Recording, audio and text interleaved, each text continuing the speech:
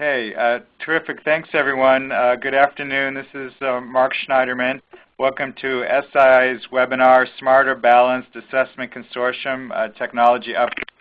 Sorry for a little bit of a delay there at the start. I'm Mark Schneiderman, SIIA's Senior Director of Education Policy. Before we get going today, let's go through a couple of announcements. Apologize, we skipped ahead there. As you heard, this webcast is being recorded, and the audio and slides will be archived on the SIIA website. We encourage you to submit questions at any time via the chat feature. We'll take questions probably towards the end, but please start sharing them at any time. We do have a few announcements to make, as you can see on your screen. And let me turn it over to Karen Billings for a moment to share those. Thank you, Mark. We do have three events coming up. The first one, again, is online, and you can participate in the EdTech Business Forum. It did sell out. We've sold out even in the overflow. So you can register there, again, in our events calendar, and you can listen to any of the sessions at any time. We do have a couple of other webcasts coming up. One is, and it's primarily for the UK companies, but also anybody that is interested in terms of the opportunities in entering into the US K-12 market. Same day, later on in the day, is the CCSSO webcast, and Mark, I believe, will be handling that one as well. And then on December 7th, our Global Working Group is hosting another webcast. They've been going country by country in these EdTech opportunities, and this one is about Africa. So again, you can register for those. Contact me if you think you might be attending or people in your company are attending BET 2012 in London early January. We've got some space in our EdTech Pavilion if you would like to host either part-time or full-time an exhibit stand there, or you can simply help us sponsor with and putting some things on the slideshow pieces of the interactive whiteboards that we have there. We will be setting up some new working groups and committees shortly after the board retreat in 2 weeks.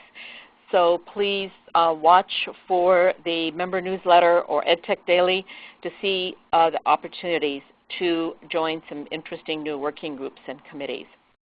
I think with that, I will turn it over to Mark. Okay, great. Thank you, Karen. So let's now turn to today's topic.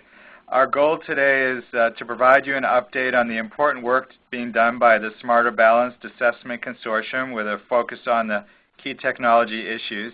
As you know, SBAC is one of two primary federal Race to the Top funded assessment grants to develop tests aligned with the Common Core state standards for the 29 member states. As you also know, Smarter Balanced is committed to computer-based assessments, so there's a great opportunity not only to enhance assessments, but in so doing to accelerate our shift from print to digital overall in education. Today, we're going to address the SBAC architecture, consideration of interoperability standards, role of third-party assessment technologies. It's a really exciting opportunity, but we know there's a lot of difficult policy, technical, and management challenges. Nobody knows that better than our guest speakers today. We are joined, and I'm pleased to be joined today by Tony Alpert, who is the Chief Operating Officer for Smarter Balanced, and by Jill Abbott, who's Executive Director with the SBAC System Architecture Development with Measured Progress. Just a short background on Tony and Jill, and then I'll turn it over to them. Tony is, as I mentioned, the COO for Smarter Balanced. Prior to that, Tony was Director of Assessment and Accountability for the Oregon Department of Education, where he oversaw its online computer adaptive test used for state and federal accountability. He also was a member of the U.S. Department of Education's Technical Advisory Committee and served as a peer reviewer for the U.S. Department of Education's peer review process. Jill Abbott is CEO of Abbott Advisor Group, where she works with state and federal agencies, companies, and nonprofit organizations. She previously served as Associate Executive Director and COO for the Schools Interoperability Framework Association. Her experience includes classroom teaching, curriculum and professional development, assessment and evaluation, standards-based education, virtual education, change management, and e-learning strategic visioning and development in the vendor and state policy space. And she's also served as an education liaison for 2 state agencies, Chief Learning Officer, a curriculum supervisor, and created one of the first virtual middle schools. I'll now turn things over to Tony and then to Jill. Again, we'll save questions to the end, but please offer them at any time via the chat feature. So, Tony, I believe you're speaking first. Actually, well, if you can go to the next slide, I'll be able to tell you. Next slide. So actually, Jill's going to start out, and then I'll be up next. Okay, and I can drive the slides, so just let me know. Thank you. Great. Thanks, Mark.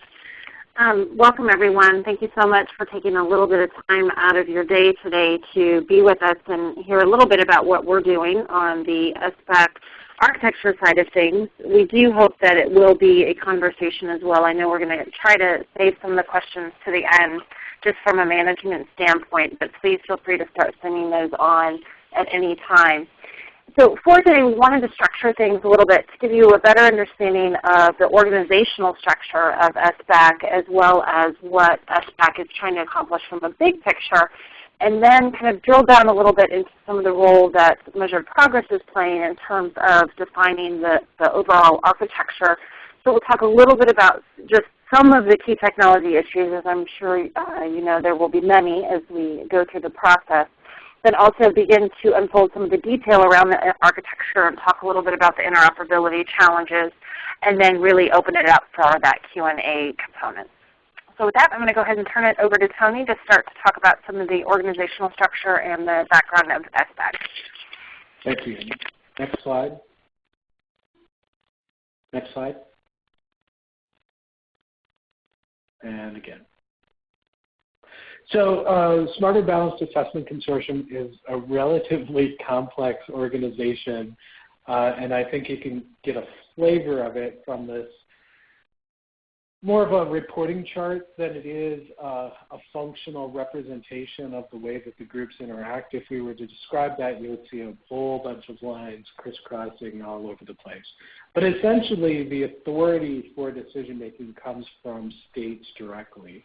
And the way that's expedited is through the governing state process, where there's a state lead that's delegated by the state chief for each governing state. And then there's a set of, and they form the major decision-making body for large-scale decisions, such as budget changes that are in excess of $100,000. Any change from the proposal that was submitted to the U.S. Department of Education of a significant component would be vetted as a policy decision and would be voted on by governing states. There's also advisory states, which there's fewer and fewer of them, but they may be a member of more than one consortium, whether as compared to governing states, which can only be a member of one consortium. And the advisory states are able to participate in SMARTER Balanced work groups, but aren't able to be participants in the voting process. And we strongly encourage governing states, or advisory states, to become governing states so that they can be part of the decision-making process early on. The executive committee, the voting members of the executive committee are comprised of governing state representatives. There are 2 co-chairs, and then there's 4 elected representatives. The lead procurement state is represented on the panel or on the executive committee, and that's the state of Washington. There's also higher education, 2 higher education representatives slots. One is currently being filled right now by Charlie Lentz as a representative of SHIO, and we're still seeking another representative of the two-year college vocational area. And that's a complex issue to try and sort out. We do have non-voting members, which include the executive director and members of the executive director's staff, which is me, and a policy coordinator, which is Sue Genren, and a senior research advisor, which is Dr. Linda Darling-Hammond. We have several advisory committees, including our technical advisory committee. We are starting up an English language learner advisory committee and a disability advisory committee. In addition, we value contributions from many organizations, including SIIA as one of them, as we attempt to develop, basically revamp the entire educational IT infrastructure in support of a robust next generation assessment system. Next slide. So these are our work groups. They're comprised of state advisory and governing state representatives. Across the nation, we have about over 80 people participating in various aspects of the system design and development, ranging from accessibility and accommodations and to transition to the Common Core. The function of these work groups is to establish requests for proposals, essentially set the agenda for the work that vendors will engage in, and then they'll serve as the main contact for the vendors as the projects are being implemented.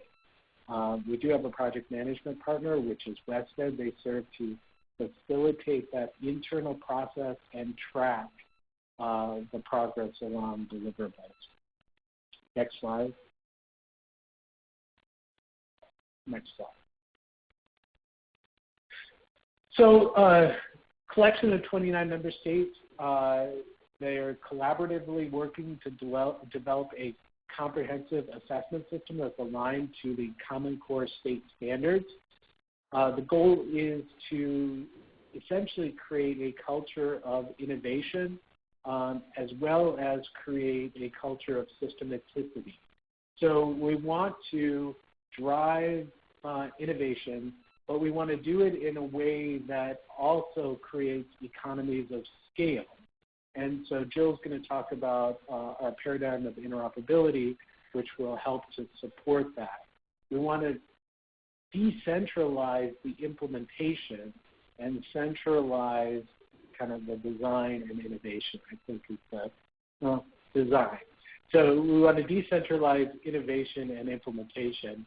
We want to centralize design and vision such that we can create this ongoing enhancements over time, but still bring as many people into the marketplace as possible.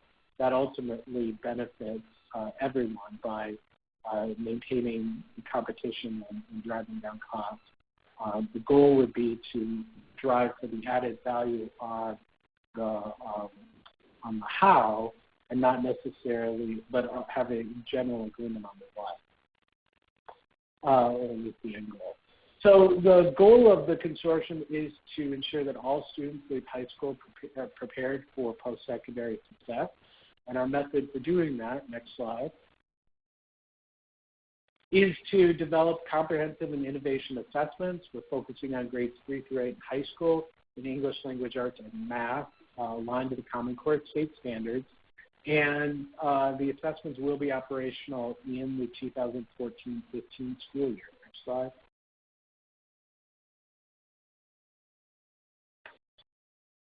I'm not going to go into these in too much details, but it is a system with a vast number of components, and Jill's going to give you a flavor of what that looks like.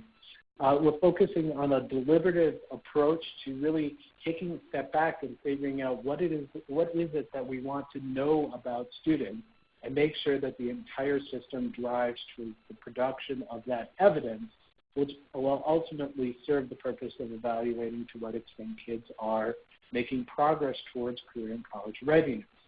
Teacher involvement is absolutely critical. We need them involved in the design process, in the development process, and ultimately in the operational process. The validity of the assessment relies on the judgment of teachers, because they know what it is that kids need to know and be able to do based on the Common Core content standards. It is state-led, and we're ultimately going to develop the assessment based on established professional standards. The other pieces I think I've talked about. Next slide.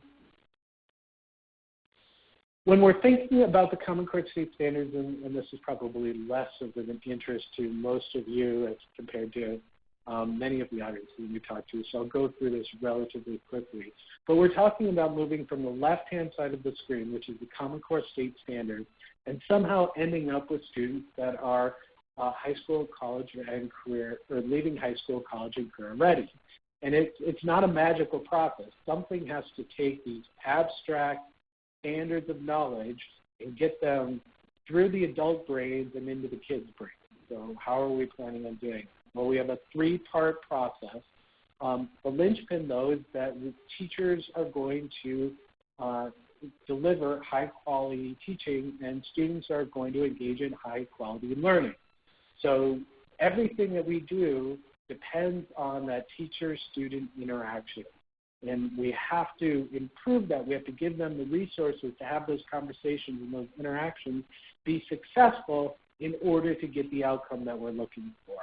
The way we're planning on doing that is to develop a formative assessment digital library, which is, in our vision, is not a test. It is a series of professional learning events, multimedia library of tools and resources that helps that real-time decisions that teachers need to make about what are the next steps that they need to do to help students learn more.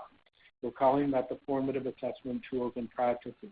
The interim assessment is going to be a more structured opportunity to engage in more systematic evaluation of groups of students, and it will look more like a test than it will look like instruction. That's a comparison between formative assessment and interim assessment. And we're planning that it will have be dynamic in that it will be able to select subsets of content of the Common Core Content Standards and or be able to deliver a full comprehensive evaluation of the Common Core Content Standards. And the details of that are still in negotiation, but that's what is in our proposal. And then, of course, the summative assessment, which will be the capstone event.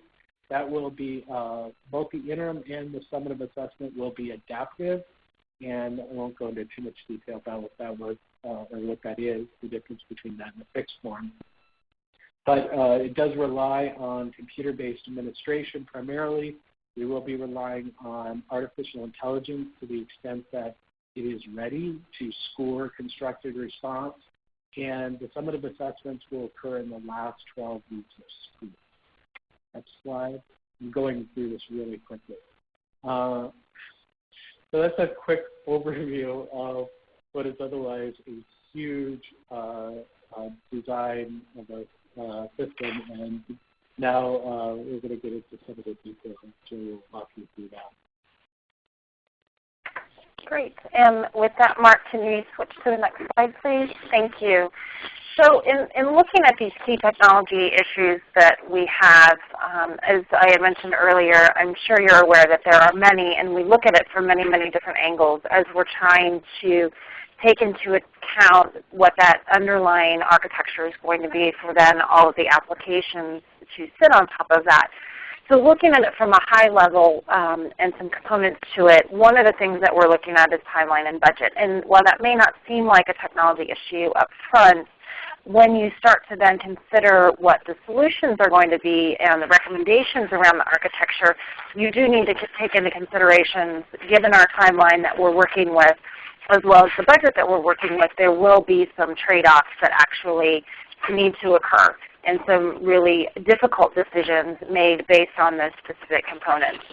So when I mentioned the timeline, it is at 2014 when the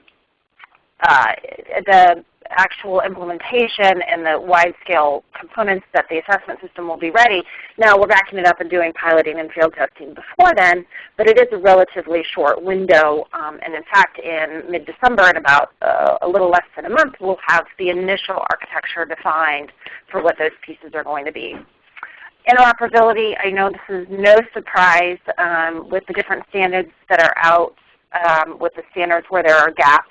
It's identifying where those gaps are, identifying the existing standards where there needs to be some additional components needed within those standards, and then also there are components that we really are wanting to have some interoperability standards and they don't exist. So it's a matter of figuring out which of those are going to be really critical, and then how we can bring standards organizations, which we already have begun, but continue that dialogue with them so we can continue to move that interoperability conversation forward. Another piece that Tony had talked about was innovation. So right now we're planning with what we know, but we're planning also for the future and making certain that what we have can be scalable such that it can take into account some of the new technologies. We were laughing a couple of weeks ago at the fact that when SBAC applied for the Race to the Top assessment grant, the iPad hadn't even been released.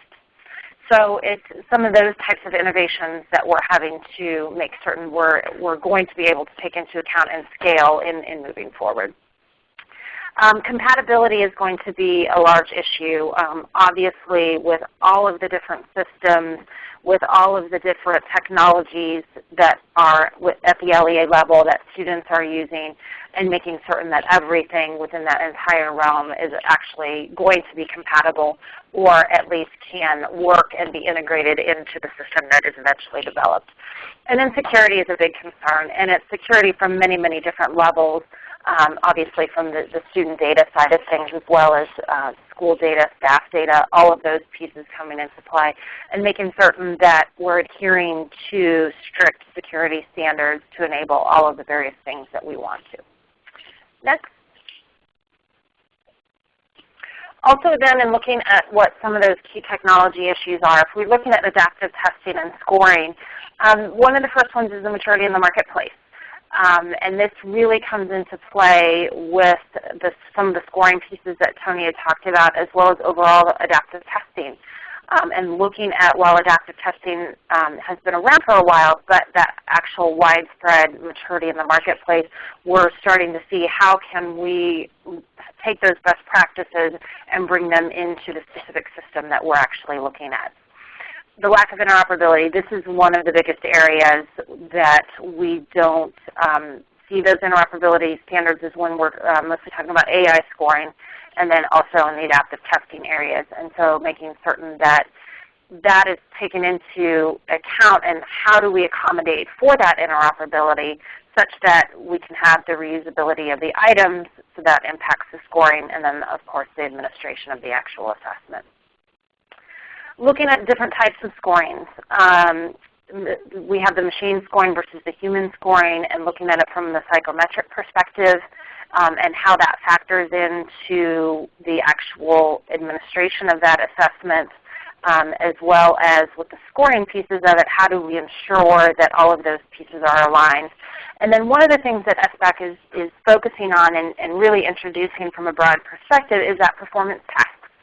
And so within those given performance tasks, which of course are going to be multiple steps and a variety of different things that we have to take into account that we haven't typically had to in more of that summative way, and how are we going to then score those pieces and have that factor in such that it's a reliable measure of what that student knows.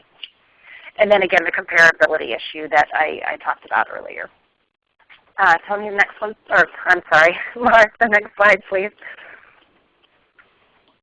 Item types with item interoperability is a very large issue, and this comes into play obviously with the adaptive component, but then there are innovative item types and technology-enhanced item types that SBAC is wanting to implement, and so making certain that the interoperability standards that do exist for the item types actually do encompass all of those assessment items that need to be taken into consideration.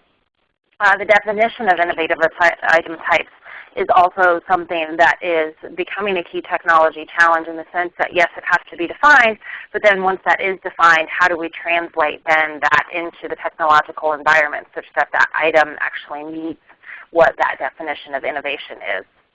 The same thing with the technology enhanced items. If an item is technology enhanced, how do we enable that within that specific item, and then also looking at the interoperability and how do we get those two components working together in a seamless manner so that the presentation of that item then is truly technology enhanced. Then, to kind of elaborate a little bit on that as well, is with that technology enhancement, how then is it displayed based on the different devices?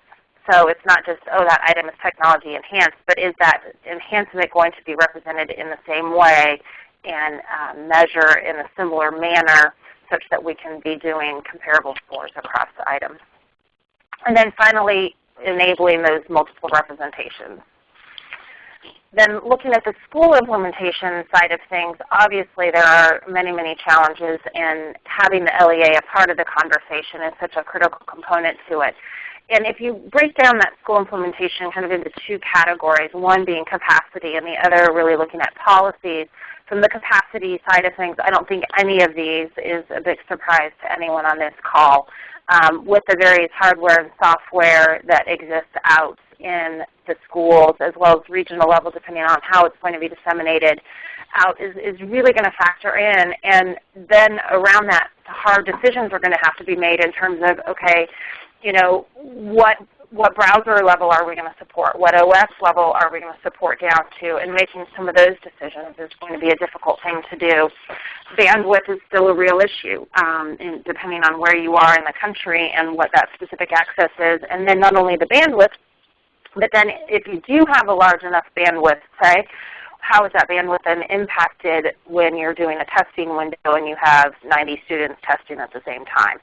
So those are some of the things that we're considering about from the capacity side of things, as well as the technology support. Even the schools are going to need to support this in some capacity, and so what is that impact, and how is it that we can minimize what that specific impact is excuse me, for those specific individuals. Well, then with the policies, just a few things. There are many, many more policies that could be listed out that really impact the school implementation side of things. But looking at that testing window, what testing window is that specific school going to look at, which then impacts the hardware side of things. So if you have a longer testing window, obviously you don't need quite as many devices because you can spread out when the students are specifically tested on those components. If it's a shorter testing window, that will impact things a little differently. Excuse me. Looking at scoring, reporting, and data. And this goes back to a lot of security issues, looking at sharing. I'm going to talk a little bit more in terms of some of the specifics that we're looking at from a component diagram perspective. And so how does that impact the portal and access to all of those people, as well as broadening, you know, if there's parental access, what does that look like, and some of those conversations. And then the final one, just to briefly mention, is the uses of the hardware, software, and all of the components, and that it's more than just an assessment. So we don't want schools just buying devices just for assessments. And so how can we make certain, or at least advise, looking at that this really needs to be an instructional tool as well, that it's not just simply for that assessment that we take at a specific time of year for either the interim or the summative assessment. So with that, going from that high level, thank you, Mark, moving on to talk a little bit more specifically about the approach that we're taking to the architecture and the interoperability side of things. So when Measured Progress first applied for this and was thinking about conceptually how to build this out, it was one thing that they realized that it is larger than a single company agenda, that it really does need to take a collaborative approach to it. So as a part of the application process, Measured Progress assembled a team, which we were calling the Collaborative, which really is made up of thought leadership from industry, academia, all of those different areas that are listed, to make certain we were looking at this comprehensively and not just founded on one specific, you know, measure within the education landscape. And also we looked outside outside of education as well to bring in some of those best practices in other industries so that we're not being insular just within the specific education component. The process that we're using, it is an agile process, which has been a fun experience, I think, for everyone, as well as with some of those challenges and things. So I am going to be showing you some of the diagrams that we have put together, and keeping that in mind that it is an agile process. These are just draft documents. In fact, we just presented them to SBAC for the midterm review on Thursday, so there's already changes that we're going to be making. So with those diagrams, please don't take anything as this is the final, this is what it's going to look like, because that's not the case at all. It is that iterative process, and we would like to have some of your feedback today as well. Next slide, please. I think many of you have seen this diagram, so I'm not going to go over it in a lot of depth. But how we're approaching it is really looking at the entire life cycle of assessments with these 6 main components that we want to make certain that we're enabling via the architecture, and that's from the content development to the pre-test administration, scoring, reporting, and then what happens from the post-test perspective. And then all of those bulleted items that are there under each one of those main 6 buckets are just sub-processes that we want to look at, make certain that the applications that we'll be connecting into the architecture enable these components as well. I know that Mark will be sharing these afterwards, so I'm not going to go into detail around a lot of these specific bullets. Mark, next slide, please. So to provide a little bit of context in terms of the delivery model, and this is just from a very high-level perspective, we started out on the left-hand side with that overarching consortia strategy input, knowing that obviously the consortia is our prime component to it. We needed their input, and it's that iterative process that we're in now in terms of what is that agile development, where the approval is going to be, and then looking at it from the management side of things. Once we get there is, okay, we have the architects, we need to make decisions around build versus buy, we need to look at support. From the management side of things, it's not just, okay, managing the hardware, the architecture, all the applications, but the communications, the knowledge, all of the resources, making certain that stakeholders are still involved in that process, as well as the overall product cycle, and then the end product being that delivery of those products and services. Then on the next slide, from a more specific level then with the project approach that we're taking, and Mark, if you could jump to the next slide, please. Thank you. Really, we divided it up into 5 overarching categories of the analysis, envisioning and decomposition, validation and documentation, the governance and OSS strategy, and then the execution of the actual then, okay, let's build the architecture. So right now, we are looking at the validation and documentation side of things. And prior to that, which I'll talk about a little more in detail, we did do a full-blown analysis. Then based on that, went through and did the scenario mapping, the conceptual and logical models, started doing the architecture requirements, and then the technology models. Then once we're done with the validation and documentation, we're going to continue on then with the governance and OSS strategy to define that process management as well as the overall architecture review process, which we started on some of those pieces now, again, with that iterative approach, but making certain that during those weeks, those components will come into fruition. And then the last thing, of course, is the execution, which will begin in January, and it will be executing the governance model, the development of the overall architecture, and then coordinating all of the QA activities. Next slide, please, Mark. So where are we to date? So during the analysis phase that I talked about, we conducted 3 weeks of workshops in which we brought together the members of the collaborative, we added some invited guests, and then we, of course, had members of the consortia that were pertinent for those specific weeks. We divided each week into the specific topics that you see listed there, and spent 3 days really going through an analysis iterative process of who are the users, what are their roles, what do these processes look like, and really mapping out all of the parts and components and pieces. I'm not sure that any of them will ever participate again. It was a very long 3 days, but definitely I think a great experience for all involved, a lot of professional development and learning from everyone to really have those conversations, and then looking at it from, okay, the architecture perspective, what is that going to look like?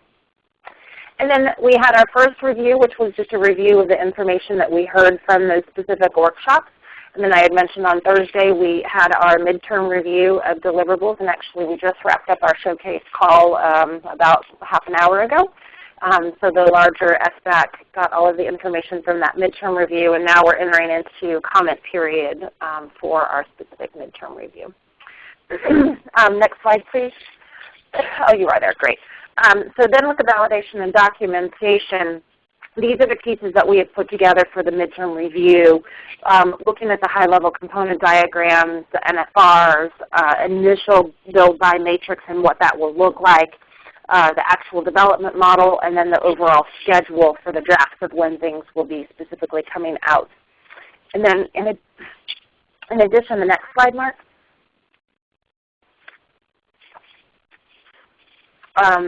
Based on the information that we received at the workshops, we've refined those user scenarios, all of those pieces affiliated with the users. We've also spent quite a bit of time talking about concerns, probability, and impact. So here are the concerns. What's the probability of that concern actually coming to fruition? And then what would the impact of that be? So really talking about some of those sliders and trade-offs. And okay, based on these concerns, if these are decisions that we make and these are the impacts, how are those things going to go back and forth? And it's an ongoing conversation that we're having because there are some serious decisions that will have to be made when you actually go through that specific process. And then the other pieces with the initial personas and the component diagrams, which Mark switched the logical component diagram, which is great. And so just to talk real briefly about this piece, right now we've divided it into 4 specific areas. Again, I want to remind everybody this is just draft, so please don't take all of this as final word. But with the logical component diagram and the 4 pieces, we will be aligning this with the assessment life cycle in the next iteration. But we wanted to look at what that creation and management was and what are all of the different applications that play in that space and what are some initial things that those applications would have to do. So for example, with the authoring and editing, we want to make certain that it has the graphic edit view, items, and statistics. You can manage that workflow. Then with the assessment delivery, we said, okay, what are all of the specific applications that we need to be looking at and taking into consideration with the delivery of those pieces? And then the assessment reporting. The supporting features area is one that we identified that don't necessarily fall into play with the overall assessment components that are down below, but yet are playing an important role in the overarching pieces of it. So if you switch to the next diagram, this is the one with the component interfaces in it. So this is getting a little more granular in terms of, okay, let's start to look at where do we need to put all of these interfaces in and how do these shared features or the shared services interact with all of these. So for example, with the portal, it's obviously going to need to interact with that shared services piece from an SSO perspective and from a permissions perspective. So that's why we don't have all of the lines going in the components to all of these different areas. But if we take one area, let's say in the lower right-hand level, just to explain it a little bit further, you've got your test delivery. Well, within the test delivery, we also need to take into consideration that proctor workstation. What are the pieces that we need to make certain that that is going to have, and is that going to have an impact on the specific architecture? Then if you look at the student workstation as well, does that student workstation need to be locked down at a given time, and how do those pieces play into the architecture? And then that student then with the different scoring engines and the adaptive engines, you can see some of that workflow that we have laid out there. So with the adaptive engine, there's going to be a score. A student is going to answer, whether it's either overarching distributive scoring or an AI scoring. There's going to be some of those student answers that are there. With the scoring then, those results are going to need to go to some sort of an ETL software. What that is, we haven't made those recommendations yet. But then also from the test delivery, there will be results that will be going to that specific ETL, which then will filter into that specific data warehouse. So you can kind of begin to see how we're factoring all of these pieces out and how each of the components are going to be interacting with one another from that high-level perspective. Then if we go down to the next slide, this is the beginning parts of talking about the transport and some of the interoperability components above and beyond the data interoperability pieces that will need to be in play for the component interfaces section. And if you look at it, each component has a subcomponent to it. So for example, in the item bank, you'll see it's got 4 specific subcomponents. And really what that's representing is that there just has to be an ability for these to talk to one another and between one another in some instances via some sort of a data structure or package and what that looks like, and then transport that back and forth. And that requirement for the transport between those different components may be different at different times. So if you're looking, for example, at the item bank, you'll see there's that plug-in binary transport to the other plug-in binary transport with the test item bank. And that's just that it may be such that it will be a different transport mechanism based on the specific efficiencies. And it might be such that FTP is the most efficient for right now, but with scoring you might need to use something else like HTTP REST. Or it might be something in the future comes along and we need to be able to make certain that we can switch these out from that efficiency standpoint, as well as making certain that we can enhance that later on. So again, this is just that beginning piece to look out, what does this look like? We want to make certain that we're not limiting anything, that we're being efficient with what it is that we're trying to represent, and then also making certain that it can be enhanced as we move forward on in the future years that we have, and that it's scalable from that perspective. So if we switch to the next slide. Okay. So from a next step perspective, obviously you saw a couple of the diagrams that we've started to work on.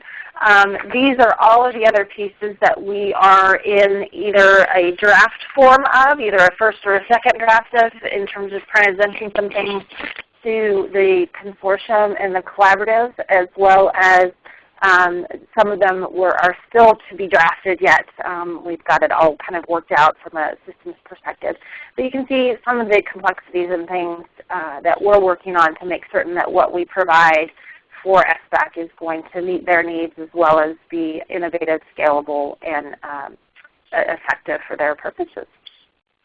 So I know Tony and I, if you just jump to the next one, it's just Q&A. I know Tony and I ran through things pretty quickly. We wanted to provide a little bit of insight into what it is that we're focused on, and then we wanted to make certain that we left some time for questions if you want to dive into anything deeper or ask about something that we may not have actually covered. Great. Thank you, Jill and Tony. It is an incredibly large initiative with so many technology, policy, educational, clearly implications and factors to consider. So this has been a really terrific overview, much appreciated. There's a bunch of questions from attendees and lots of questions that I know people are interested in. Let me start with perhaps from a kind of a industry perspective, perhaps the foremost question. It's a broad one. But Tony referenced decentralized implementation, centralized design. Clearly, we just saw a lot of the centralized design elements. From a build buy perspective, what kind of information can you share about where the SMARTER Balance is planning on building technologies and pieces of this, where the opportunities would be open to third parties, and perhaps most importantly, how that balance is going to shift over time from the initial launch to the out years? Well, that's a big topic in about 11 minutes, but it's critical. So basically, we're going to look in terms of our evaluation of build, enhance, or buy, which I think are the 3 options. What we're looking for is we have some priorities, and that is that we want the applications to do what we want them to do, and we want them to do it as cheaply as possible. And what we're thinking about is not just the initial cost of ownership, but the the total cost of ownership, both in terms of the short term and the long term. And total cost of ownership includes the hosting and maintenance and enhancement process, and taking into account potentially whatever initial upfront costs we might incur for owning the application versus the long-term costs of maintaining it on our own versus the costs of trying to maintain and initiate an open source community. We don't have any of the answers, so right now we're taking that as the bits as they come. And in general, we're trying to lay out the functional requirements and let vendors propose to us the optimum combination of elements. At this point, we are committed, though, to creating open source applications out of the products that vendors propose. What the flavor of that open source, though, is we need some advice, because we want to choose the open source option that continues innovation and also engages a large-scale community. And so we're not sure which flavor of open source best achieves that. How we envision this will change over time is we would expect, hopefully, if we do this successfully, that the entire system would become an open source module, and that there would be a primary consortium version, potentially, this is at least one vision, a primary consortium version of the system which would be used as a calibration or certification agent. And to the extent that vendors might be able to propose an alternate mechanism that achieves the same goals, but perhaps more efficiently or more tuned to a particular client needs, then we might be able to certify that as SMARTER compliant. But this is all wrapped up in the governance structure that we're just going to start initiating.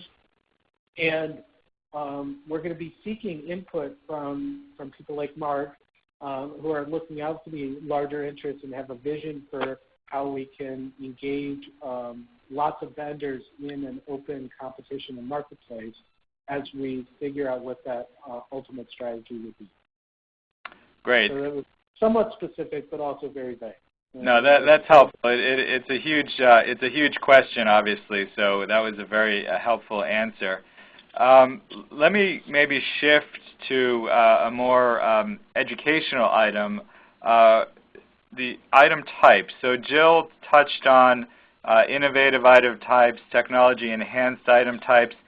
I know the work, next steps work that was outlined a couple slides ago really was the architecture work. There's many other silos of work that are taking place. Can you guys touch on where you are on innovative item types, especially considering that this is these are computer adaptive tests? Yeah, so we are just in the process of finalizing negotiations with a vendor who will be leading the charge on our item specifications process. And that will be where I would guess the first volley of innovative item types will be specified. And I think we're getting to the point now where in 2014-15 they're going to be innovative, but probably not the most innovative in the world. They're probably going to be innovative for many states. That is, raising the floor such that we have a common, high-quality assessment system that gets at the deeper application of knowledge and skills. But we're not necessarily talking about three-dimensional representations in a virtual space. We're just not there yet. And so it's going to be a compromise between moving states forward, getting all the kids and the adults ready to use this new assessment system, getting all their psychometrics and statistics and the validation necessary to support it. Meanwhile, working on these interoperability standards, as Jill is describing, which we're really not going to have in place, even if we started a month ago now. I think we're now a month behind. Even if we started establishing them a month ago, they would just barely be ready for the 14-15 school year. So somehow we're going to have to figure out the balance between innovation and pragmatism, and then set up a large-scale, long-term vision of innovation, and make sure that we have technology partners who are progressive in the same design timeline, so that we can roll these out incrementally and ultimately end up where we all want to be. Tony, does the fact that you're building an adaptive, computer adaptive model cause an extra layer of challenge to these innovative technology-enhanced types, especially with regard to scoring and the like? It's a different flavor. So the way I'm thinking about it is that there are 3 phases to the implementation of this type of approach. You can have a completely parallel system where the computer adaptive elements and the performance assessments, or innovative item types as well, are administered outside or separately from, have a separate decision-making structure. So you're selecting the regular item types and the more innovative item types according to different paradigms. And they essentially function independently. The next phase is that you're selecting the innovative item types based on the knowledge you've accrued about the non-innovative item types. So you're selecting 2, but you're not necessarily selecting based upon how kids perform on those item types, with the understanding that some of those item types may not be scored as quickly enough for real-time subsequent decision-making like you need in an adaptive test. So phase 1 is parallel implementation. Phase 2 is adapting to, but not from. And then phase 3 is adapting to and from. And some of these item types, we may be able to get to phase 3 quicker. Some of these item types may stay in phase 2. And then in 2014-15, we may have some really complex performance tests that are really in phase 1. Ultimately, in 10 to 15 years, we hope that we get everything into phase 3, where we're adapting to and from complex tasks that are scored in real time based on very authentic evaluation of the student knowledge. Okay. Let me thank you. We've got time for just this one last question. There's much interest, of course, across the sector, much movement in the notion of students bringing their own devices. Certainly another challenge to all application developers, including SMARTER Balanced. In a testing environment, you also have the security issues. I know you don't have all the answers, but what are the things you're thinking about there about bring your own device and the diversity of devices and platforms that might be in students' hands in a few years compared to now? So I just started talking with Doug Levin at SETA about that particular issue, and I know it's been raised a couple of times. In addition to the consortium technical challenges that would pose, there's equity issues at the consortium level for students that may or may not have access to those devices. So if for some reason a particular device gave a particular advantage, allowing some students to be able to procure their own device and give themselves an advantage in some way, shape, or form, either due to the hardware itself or their familiarity with the hardware, is potentially problematic for a variety of reasons. But then the other issues are the challenges that it would pose to the districts and schools themselves. And if we create a demand without creating a system of support such that the districts can actually implement such a policy, then essentially we've created enemies among our customers, which, as you can imagine, is not a very effective strategy for a long-term implementation strategy. So I think the technical challenges around standardization are probably less than the technical challenges around equity and the local demand and support that would require it to implement such an approach. So I guess I'm still open to it. We're going to engage in conversations about that. Certainly around the interim assessment, I would say that's much more likely to be allowable than for the summative. And maybe that's a good test case where we practice things out on the interim. We make things a little bit looser, and then we have a study paradigm or a research paradigm where we identify the issues and work things out, and then we elevate that into the summative once it's been proven to work. Yeah, that sounds like an interesting model and opportunity for sort of experimentation, for lack of a better word, or piloting. Exactly.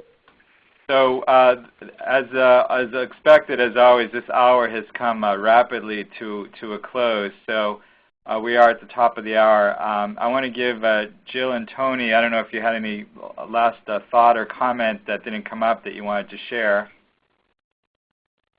Jill, I just talked a lot, so it's your turn. Okay. I just appreciate the opportunity to talk with you folks. I know it's difficult with procurement issues. Having these open venues where we're able to give information to lots of different people is a great way to engage and hopefully help you be more effective at thinking about how you can work with a smarter system. Great, thank you. Thanks, Tony. Thank you, Jill. Thanks everyone for joining us today. The slides and the audio will be archived on our website. It may be a couple weeks in this case because of the holidays and an upcoming SIIA conference right after that, but we'll get those up soon. I hope everyone has a wonderful Thanksgiving, and we'll look forward to serving further as liaison where we can help between SMARTER Balanced and the industry moving forward. So thanks everyone. Have a great day. Thanks, Mark.